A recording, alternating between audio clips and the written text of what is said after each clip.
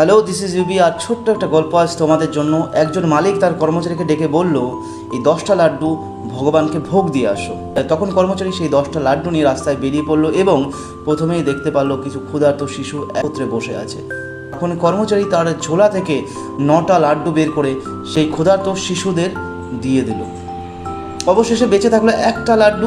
সে কিন্তু সেই একটা লাড্ডু নিয়ে গিয়ে ভগবানকে ভোগ দিল আর তার কাছে ক্ষমা চেয়ে নিল। ঠিক তার কিছুদিন পর থেকেই মালিক স্বপ্নে দেখতে পারলো ভগবান তাকে বলছে, আমি কিন্তু সম্পূর্ণ লাড্ডু পাইনি। এরকম বেশ কবার হওয়ার পর একদিন মালিক তার কর্মচারীকে ডেকে বলল, কি হয়েছে বলো তো, তুমি কি সম্পূর্ণ লাড্ডু ভগবানকে দাওনি ভোগ? তখন কর্মচারী তার কাছে হাত জোর করে বলল, মালিক আমাকে ক্ষমা করে দিন, কিন্তু আপনি কি করে জানতে পারলেন? তখন মালিক বলল যে ভগবান আমার স্বপ্নে আসছে এবং আমাকে বলছে আমি 9টা লাড্ডু পেয়েছি, বাকি একটা লাড্ডু আমি পাইনি। এমনকি